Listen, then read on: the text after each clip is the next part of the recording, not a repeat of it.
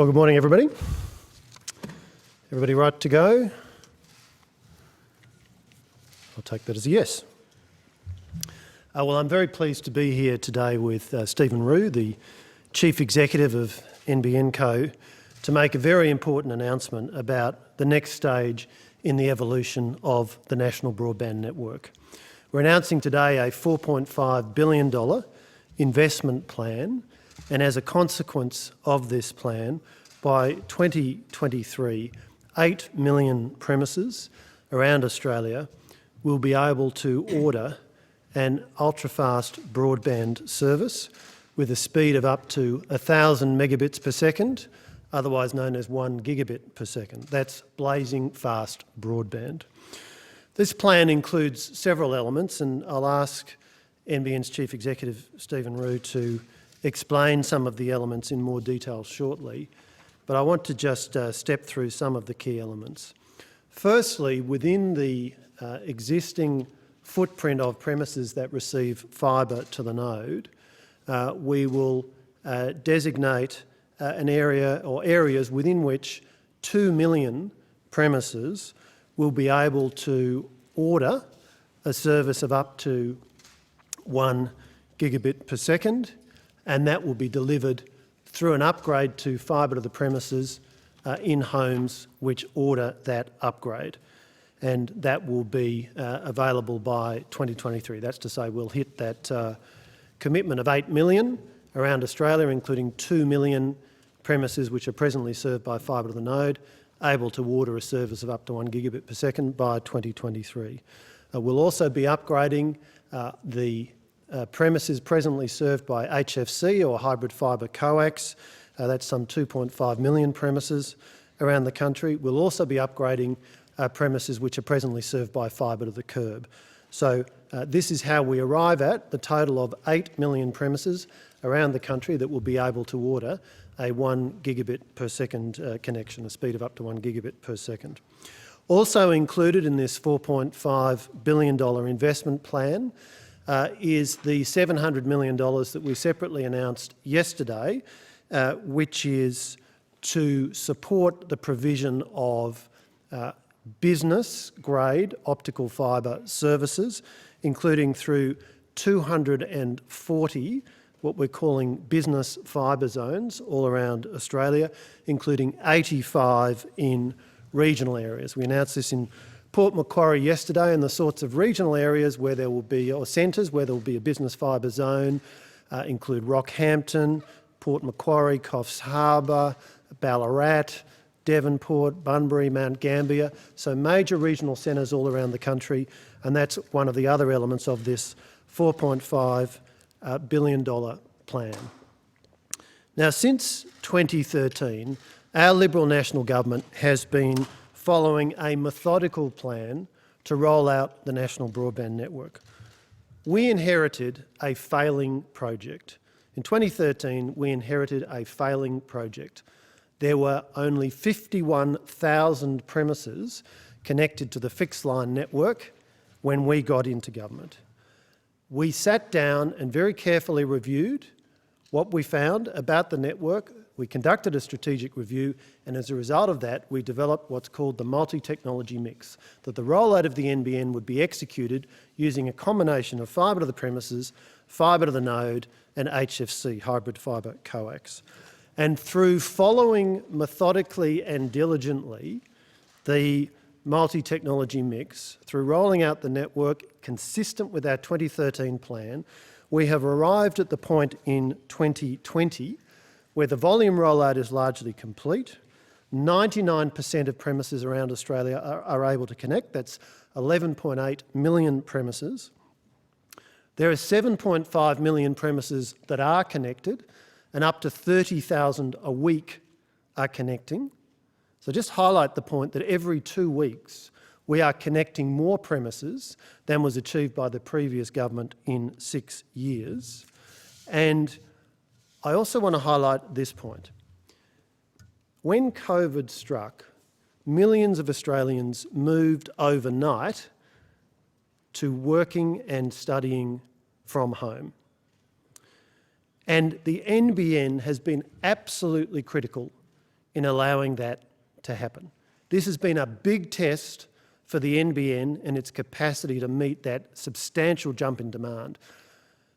During the day, we've seen traffic levels up by around 70% on pre-COVID levels. And I want to make one point about video conferencing. We've all become very familiar with Zoom and Blue Jeans and all kinds of other video conferencing applications. A key point about video conferencing is that it needs the same speed going up as coming down. If we'd all been trying to work from home using the previous generation of broadband, it would not have worked. It would not have met our collective needs. And I also want to make this point. If we had stuck with the plan that we inherited from Labor, right now there would be up to 5 million fewer premises around the country able to connect to the NBN.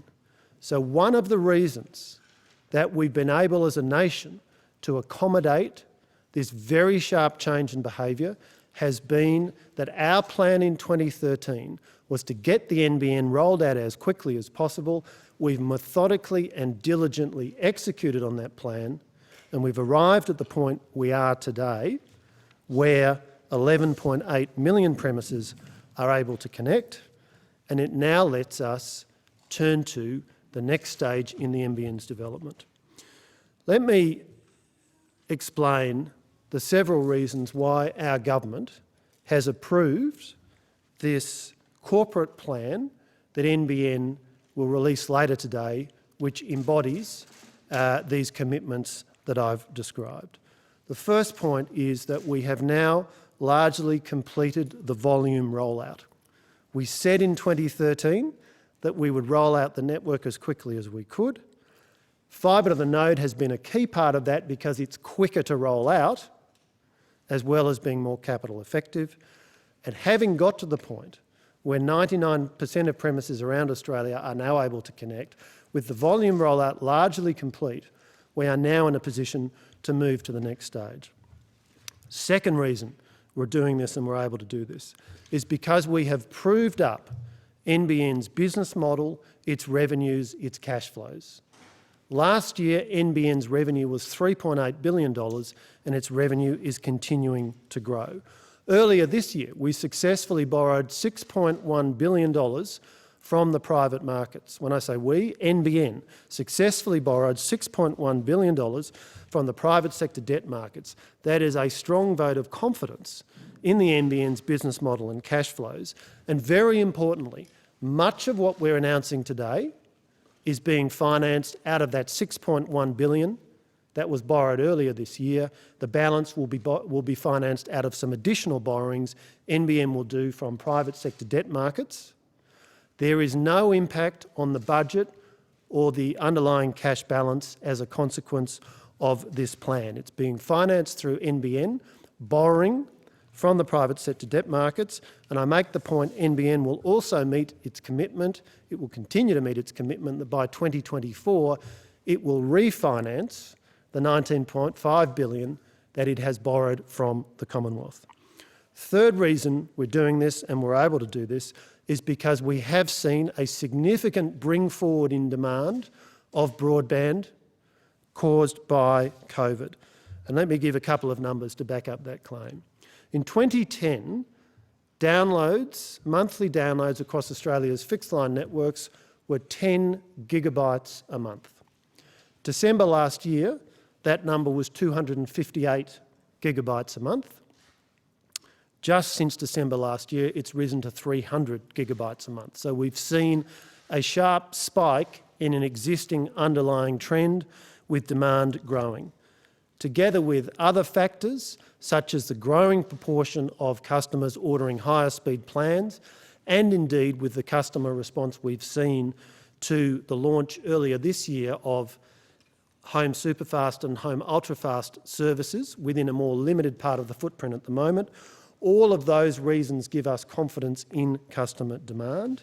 And the last reason that we're doing this now, and that was instrumental in our thinking and why Finance Minister Matthias Cormann and I, as the co-shareholder ministers, have signed off on this corporate plan, why it's been signed off by the Expenditure Review Committee of Cabinet, led by the Prime Minister and the Treasurer, is because of the broader economic benefits. The macroeconomic benefits at a time when it's important that we're boosting our economy as we come out of COVID. Some 25,000 jobs will be generated by this investment. It's estimated that it will add some $6.4 billion a year to GDP by 2024. And secondly, the microeconomic, the productivity, the efficiency benefits as we get more businesses and more homes able to use even faster broadband. The Prime Minister has articulated our objective to be a top 5 digital economy, and this next step in the evolution of the NBN is an important part of that. So for all of these reasons, our government has approved this plan developed by NBN, and the consequence of this will be that by 2023, 8 million premises around Australia will be able to order ultra-fast broadband, a speed of up to 1,000 megabits per second or 1 gigabit per second, blazing fast broadband. And I will now ask Stephen Rue to add to my comments. Thanks, Minister. I'll just make some very brief comments. Today we're setting out how NBN continues to be the digital backbone of Australia for years to come. In June, we did complete the initial build, meaning a reliable and capable network has been ready to support Australia through the pandemic. We've seen millions working and studying from home, increased telehealth visits, more video calls with friends and relatives, and increased video streaming. The network has performed extremely well, with high customer satisfaction through this period, although there's always more to do. In fact, that's the nature of telecommunications. Networks are always evolving to meet the demand and support the applications that emerge. And right now, Australians have never been clearer on how important a broadband connection is. Through this pandemic, broadband went from being a utility to actually being a lifeline. And I believe the changed nature and extra reliance on broadband will remain after this pandemic has subsided. Australians now know they can effectively work from home. They can access medical advice. They can get meaningful video interactions with friends and family. New applications will emerge, stimulating more demand, and then the cycle will continue. But one thing remains the same: Australians need fast, reliable broadband into their homes. So today's announcement is about unleashing the power of NBN to meet that demand for the future. So as the Minister said, we are investing $4.5 billion in a range of initiatives, including making our higher speed plans available to 75% of the fixed line network by 2023. So that means adding capability and capacity into our network. In HFC, which covers 2.5 million homes, that means rolling out what's called DOCSIS 3.1 to enable the highest speeds to be served to the community. In FTTC, we'll enable a technology called GFast and also roll out fibre where relevant into lead-ins into people's homes. And it means pulling fibre deep across the country. So in the FTTN footprint, it means for 2 million homes, building fibre out from the existing node into neighbourhoods. But this does not mean the replacement of the FTTN network. In fact, FTTN will continue to serve the community for a decade to come, I'm sure. What it does mean is that when consumers want to order a higher speed than they can get today, we will then, at that point in time, build the lead-in. The model, therefore, clearly links demand closely to capital expenditure and therefore is a cost-effective way of providing the community with additional options for higher speeds. As the Minister also said, we're setting aside up to $700 million over the next 3 years to make our business-grade fibre services more accessible and more affordable. And again, this is an on-demand model. It means creating up to 240 NBN business fibre zones where business can access our highest speed business fibre, symmetrical speeds, at the same wholesale prices charged in the city centres. So these investments support the needs of Australian families and businesses. They add significant value to the NBN business case, and as the Minister said, they create up to 25,000 jobs when the community needs it most. I also want to emphasise that these investments offer significant benefits to regional Australia. So around about half of the additional fibre in FTTN areas I expect to be outside metropolitan areas. And in fact, 85 of the 240 NBN business fibre zones are located in regional Australia. We've also allocated in this plan up to $350 million for co-investment with states, with territories, with local governments to extend fibre even further where it's not economical for NBN on its own to do so. And we'll continue, obviously, in our corporate plan, which I'll talk about later on today, significant ongoing business as usual investments in fixed wireless and satellite networks. And we're going to continue to increase our regional presence of our own community engagement team. So this afternoon, I will be releasing the NBN's corporate plan, which sets out in great detail how these plans will be achieved. But in summary, these investments create jobs, they contribute significantly to economic growth. They'll be funded through the private debt market, not through government equity or loans, and they provide a positive financial return to the company. I just want to emphasise that point. These initiatives are a solid return on investment. They strengthen the NBN business case and they increase the value of the asset for the Commonwealth. So therefore, it's a really important day today in timely investments into NBN's digital backbone to support the future needs of the community. So with that, I'll hand back to you. Thank you, sir. Minister, governments have spent the better part of $50 billion, and yet now, less than 10 years later, you're asking users to pay more for a service that you knew they were always going to need. Well, you are. You're asking people to sign up to a more expensive plan in order to have the fibre rolled out to their homes. Your premise is wrong. What we're doing is giving more choice, so there'll be up to 8 million premises where if people want to order a up to 1 gigabit per second service, they can do that. There are one. Not pay more. No, they won't pay more. So right now, you can order a 1 gigabit per second service, up to 1 gigabit, what we call home ultra fast, in 18% of the footprint. We're going to take this to 75% of the footprint. There will be no extra connection charge, and what people will pay for that plan in the future will be the same as what they pay now. So they're going to have to beef up their contracts, though, beef up their plans to, in effect, tie them into something over a couple of years in order to pay for this? Well, we already have home ultra-fast services and home super-fast services in the market on a smaller footprint, so there's well-established plans in the retail market today. I don't envisage those plans will become more onerous to consumers. In fact, I think they'll become more attractive with more competition. But Stephen, did you want to add to that? No, there's no adjustment to our pricing terms. What we're simply doing is providing more options for people to buy higher speed tiers. And to the extent that they choose to do so, then we'll put the fibre into the home. So the notion that they would have to sign up to a more expensive contract in order to get the higher speed fibre, that's wrong? If they choose, like today, if they choose in the existing footprint where the higher speeds are available, they can choose to order the higher speeds. All we're doing is expanding that footprint. Minister, Just two questions. If this was the plan all the way along to do this, why did the government spend millions of dollars on new copper on a temporary basis? Was that an effective use of money?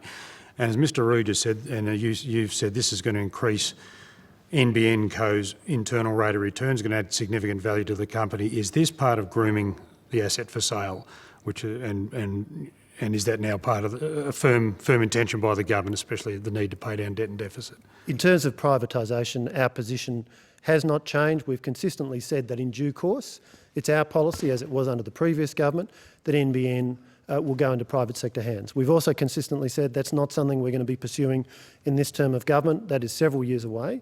What this is about is the next upgrade, next stage of evolution and development of the network. Now, in terms of your question about investment in fibre to the node to date, the point I'd make is the fibre to the node network will continue to operate and serve millions of Australians for many years. The investments that have been made in fibre to the node have generated and will continue to generate a return. The path we've followed, consistent with the strategic review, was get the network rolled out as quickly as possible, use a mix of technologies and be ready to upgrade in response to customer demand. But Stephen, did you want to add to that?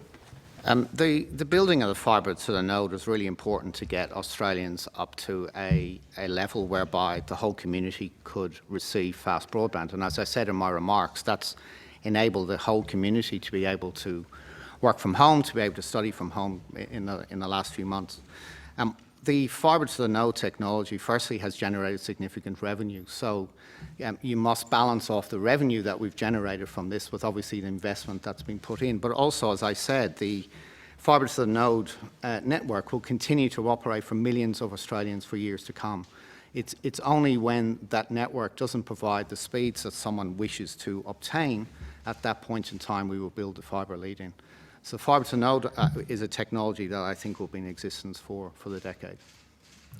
Minister, Tony Abbott said that the NBN was school halls on steroids. How is today's embrace of fibre, not hypocrisy on steroids? And secondly, what's going to happen to the people who are reliant on satellite for their NBN? Is there going to be improvement there?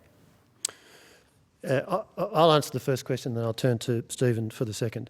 Our plan since 2013 has been to roll out the NBN as quickly as possible in the most capital efficient way possible. We were very critical and remain very critical of Labor's approach to rolling out the NBN. When we got into government and saw what had been achieved, only 51,000 premises connected, they'd spent $6.1 billion. In a whole range of ways, it had been horribly mismanaged. We inherited a failed project and we spent the last 7 years turning it around. What we've been doing is methodically rolling out the network.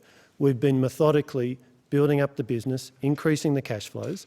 We've proven out the business model, the revenues, the cash flows, and on the basis of that, and on the basis of clear evidence of consumer demand, we're now taking the logical next step in the evolution of the network. So we've taken a careful, methodical, business-like approach all the way through. And the point I make is, we came in 2013, we said, here's our plan. We've now executed methodically against that plan for 7 years. Having got to this point, we're now able to go to the next step. By contrast, we inherited a situation where all kinds of wild promises were made and consistently and hopelessly under-delivered. So for 7 years, we've been turning it around and we're now able to move to the next stage. Stephen, did you want to come together? And the satellite service, so firstly, in our plan, we have the normal, what I call business as usual investment to ensure the reliability of the satellite network. But the satellite network is actually providing an excellent service to people, particularly in remote Australia. And in fact, the orders on our satellite over the last few months have never been higher, as people have seen the benefits of getting fast broadband through that satellite service. What we also do is continue to work on plans whereby we can improve the capability to that community. So, for example, ensuring education services to children being educated in remote parts. On top of that, we've introduced plans that enables people to actually get greater capacity, greater downloads, greater data per month, in other words, through the satellite service. And we continue to work on plans whereby we can improve the amount of data that people can consume from the satellite. Was this upgrade always on the cards prior to COVID, or is this something that you've decided to proceed with, specifically with a stimulus measure, 25,000 jobs in mind? The stimulus consequences of this are certainly something that was a factor the government weighed up when we assessed the plan the company had brought forward. But what we have always had in mind, what was contemplated as far back as the 2013 strategic review, was that as demand increased, if there was a case to upgrade the network, we'd be interested to do that. I do make the point, Stephen's talked about it, it's a really important point.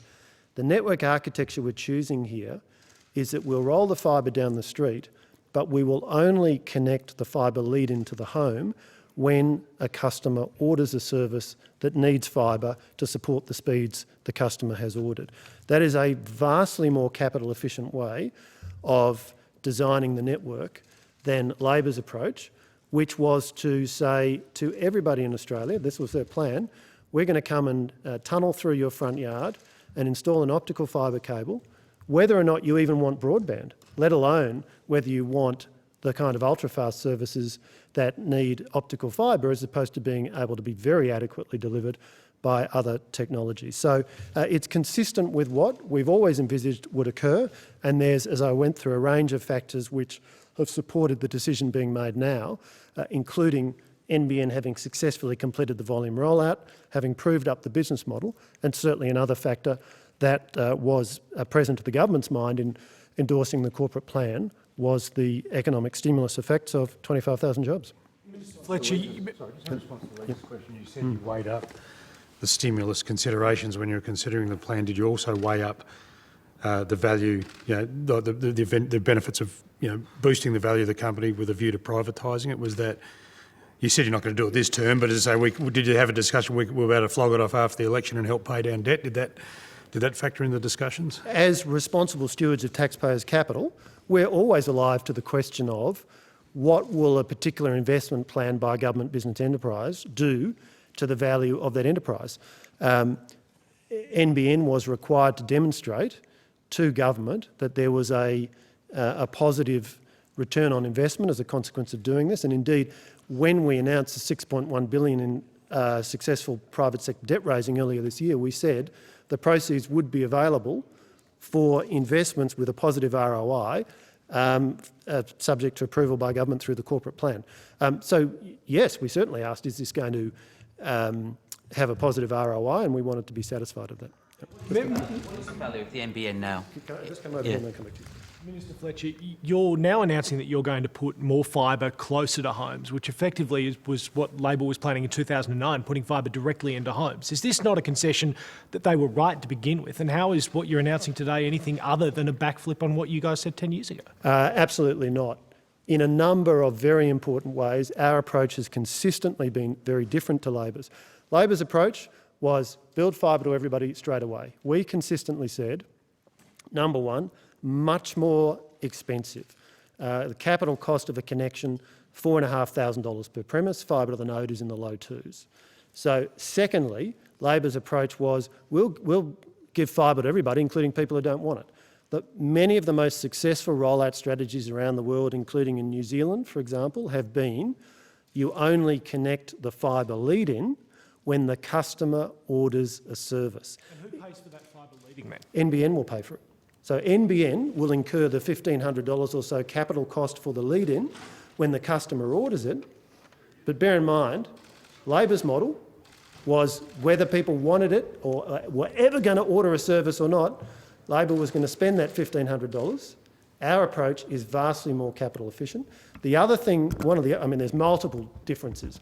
I could go on for days about the differences. The fact that Labor was going to completely overbuild the HFC network, a scandalous waste of money under their plan. They were going to trash the HFC cable network, which had been completed in many cases only 10 years or so before. There's 2.5 million premises in today's NBN which are based upon the Telstra HFC network, which we've upgraded with enhanced electronics, and one of the things we're announcing today is a further upgrade so that they can all support a service of up to 1 gigabit per second. Labor's plan was just to trash that, get rid of it. Unbelievably wasteful. So in a whole range of ways, Labor's plan was very different to ours. And can I make this point?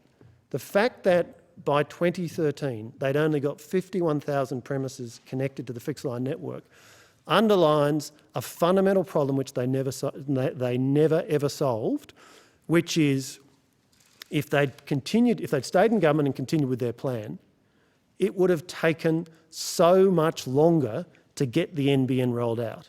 They never had a solution to that. So for a host of reasons, we settled on the multi-technology mix in 2013 based upon very detailed analysis, and we've methodically executed since then. Now we can justify this upgrade, and of course the architecture of this upgrade remains absolutely consistent with our principles of being capital efficient, so the fibre lead-in only built when a customer orders a service. Where does the consumer pay then? If NBN is paying that $1,500 to connect the fibre into the home, where does the consumer pay for NBN to recover those costs? The consumer pays a monthly charge. So at the moment, a typical monthly charge for the very highest speed service presently being sold, Home Ultrafast, is $149. So there are retail plans in the market today for $149 a month. What would the price be? That Home Ultrafast is up to 1 gigabit. So that $149 is the price for 1 gigabit per second service. Now, only within a small part of the footprint today, can that be delivered? That's going to greatly increase. The economics for NBN, or the financial modelling, has been done not on the basis of charging the customer for the upgrade, but on the basis of we will be able to sell people higher speed plans. In other words, people who might today be on a plan where they're spending $80 a month would go to paying $149 a month because they have seen for themselves as a consumer the value in that higher speed service. If you don't see that value, don't order it and keep using what you're using. This is all about being responsive to customer demand and therefore, amongst other things, tailoring capital expenditure to meet customer demand rather than the very profligate approach of Labor. Stephen, did you want to add to any of that? It's a typical approach of a technology company, which is to continue to upgrade networks as and when consumer demand needs. So rather than think of it from a technology point of view, think of it from a consumer demand, a consumer need point of view. And when we looked at future demand coming through, it was clear to us at NBN that we're going to see an increasing digitisation of the economy. More people working from home, more people living in regional Australia, more businesses needing productive tools, if you like, to run their business, more digital businesses, ordering online shopping and so on, and that in turn would drive innovation. So there's no doubt in our minds that there will be an increasing demand for higher speeds over the next few years, and it takes a while to obviously build out fibre in the street. So we propose to the government that we start now, because now is the time to start building out that capability, so that when those consumers do actually desire and are willing to pay for the higher speeds, so we are there ready and able to provide them to them. How are people not paying more? They want to get the faster internet. Therefore, they're going to get bumped up to a top-tier plan going from perhaps $75 to $150 a month, locking them in for probably 2 years so that you can pay back the debt. They're still going to pay more. They're going to get the better internet speed, but you're asking them to pay more. Yes or no? We have a pricing strategy. Just yes or no, are they paying more or are they not? Today, you pay a certain amount for the lowest level plan, you pay more for the next level up. The lowest is 12.1, next is 25.5. You pay more for each tier as you go higher. But as technology emerges, they will need faster speed. So they will get bumped onto, it's like bracket creep, they're going to get bumped onto plans where they have to spend more in order to get the internet that they require. So you can say it any way you want, but are people paying more? And the answer has to be yes, doesn't it? In fact, what we've seen over the past few years is people paying steadily less. So if you take the price of the 50 megabit per second plan, these are the ACCC's numbers, not mine, over 4 years from 2014-15 to 2018-19, that's down 37%. So we're in fact seeing, on a like-for-like basis, a steady decline in what people are paying. What we're doing is giving more people more choice. But again, the key point is, if you don't want to exercise that choice as a consumer, if you're happy with the speed you've got now, that's fine, nothing's going to change. Just on the issue of bonuses, is it your view that Just before we come on to that, does anybody have any more questions on the announcement today? I'm happy to come to that, but I just want to check. I wouldn't mind just asking the question, flowing on from Phil's question, what's the effective value of the company now once this investment is included? The value of the company in the Commonwealth's books is reported on a regular basis. The Department of Finance gave some evidence about this to a parliamentary committee in the last month or two. So they essentially said, in due course, a new valuation will come out, and that'll take account of all of the factors. They made the point that you can value on a couple of bases. One is cash flows, and another is essentially the cost of the assets that have been expended. What's its value if you put it on the market? Look, I can't give you a number on that now. I think the value of the company becomes clear when there is a willing buyer and a willing seller, and at that point in time it becomes clear What's your best guesstimate? Well, it'll be Stephen's job when government takes a decision, which we have not done, and we will not be doing in this term of government, to move ahead with a process. It'll be the job of the managing director or the chief executive of the day, which will hopefully still be Stephen, but who can predict what the future holds. But certainly I think he's performing very well, as today's announcement indicates. it'll be the job of board and management at the time to be able to demonstrate the valuation of the company. But that answer to a parliamentary inquiry. Do you not know that figure? what the Department of Finance said was it's reported on an annual basis. There's a couple of ways in which a valuation can be struck, and they talked about the fact that there'll be a new valuation coming out in due course. But look, what I'm focused on is an NBN which serves as many Australians as possible, delivering the best possible services for their needs. I'm not thinking about privatisation. That's not what's occupying a lot of my time at the moment. So I don't spend a lot of my time thinking about valuations. Valuation at the last annual Look, it's valuation. not something I spend a lot of my time thinking about. I'm focused So you upon... don't know it? You don't know it? I don't. Do I have that number in my head right now? I don't, because I don't think it's nearly as important as being able to demonstrate that 8 million premises are going to be able to obtain an upgrade, should they choose it, to a service as high as 1 gigabit per second blazing fast broadband.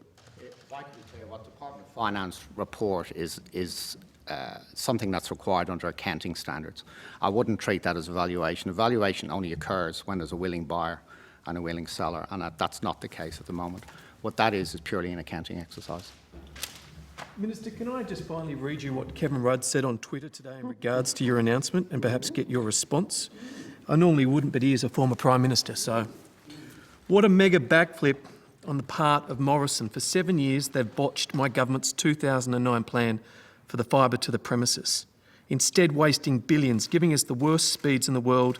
Now this. What total policy frauds. We're focused on delivering this project, and we'll stack up our record of delivery against the previous government, and it's frankly chalk and cheese. Today we're demonstrating we're getting on with delivering the next stage, so we'll let the delivery of the project speak for itself.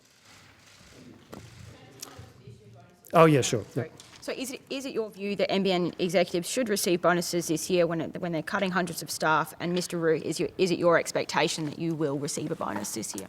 Well, look, I might take that question. Bonuses are a matter for the board of GBEs, including in this case NBN Co. So these are decisions made by the board, and disclosures occur in the normal way through the annual report and so on. On the Leppington Triangle land deal, when were you made aware of the cost of that project? When did you know that it would cost something like 10 times the original value or the other market valuation? Well, I mean, the Auditor General's report, I think that answers that question on its face. It makes it very clear that the valuation methodology was not disclosed even to senior officials of the department, let alone the minister. So the Auditor General's report contains the answer to that question. But when were you made aware of it? It was not in the brief that came to me. That's what the Auditor General's report says.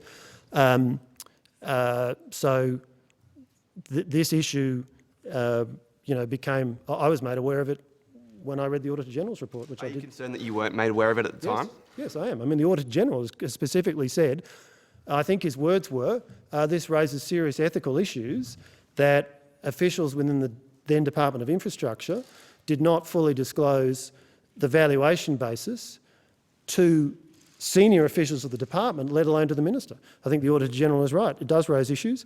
I'm pleased that the department has said it will accept all of the recommendations the Auditor General has made about how to avoid this kind of thing happening in the future. Are you concerned there might be other projects that have gone through a similar process while you were the minister? What I'd say is one of the reasons we have an Auditor General process is to identify where things like this may have occurred. I mean, the Auditor General's report makes it very clear. This was information was not provided even to senior officials of the department, let alone to the minister. So that's as much as I know about it and as much as I can say about it. It was an isolated case, or?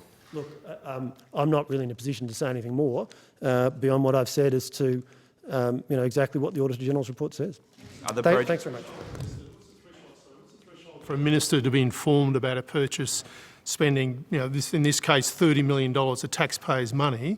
At what point does the department obliged to tell the minister that they're making this magnitude of expenditure? That's a very good question that would be best put to the department. The Auditor-General made the point that information was concealed from senior officials of the department as well as from the minister. So I think it's a question best put to the department. All right. Was there corruption at the heart of this?